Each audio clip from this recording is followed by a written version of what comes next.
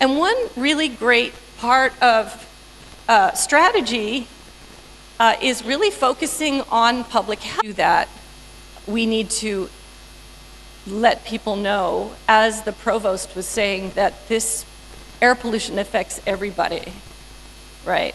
You can't live in a bubble, although some people try through air purifiers and other things. You can't live in a bubble. You're going to breathe this air. So having strategies also about making political elites understand that it's impacting them is very important. I was talking to Dr. Arku about, having potentially members of parliament do some personal monitoring so they can see what they're actually breathing. That's a really good idea he has. So yeah, and then really public health, as well as planetary health. And of course it's connected. Climate change, it can exacerbate air pollution and obviously exacerbate public health. So the case is overwhelming when you look at health. And we need to involve our medical professionals more.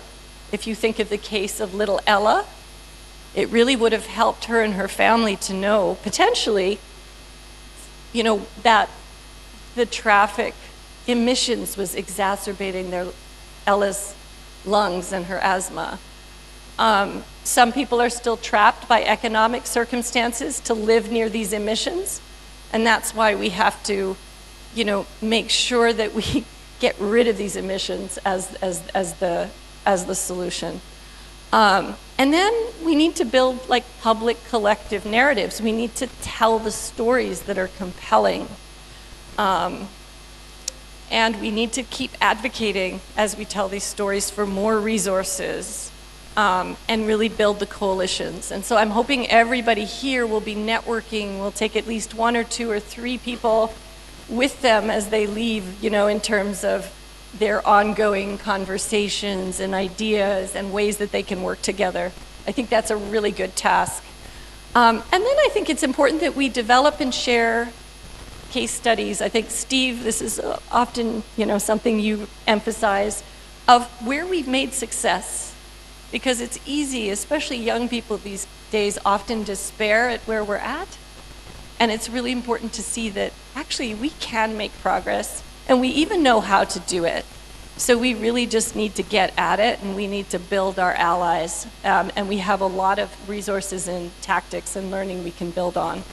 So with that, I'm going to just end my review in my, what I hope is a pep talk. And then I would love for us to have some discussions. So this goes beyond me talking. Dan, how much time do we have? Oh, good. Excellent. So what I would love for you to do is, I've put these questions together. You can come up with different questions if you like.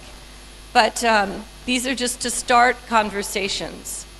I would love for you to think about what are some of the ways that you are trying to engage with key actors and communities in your science and data work.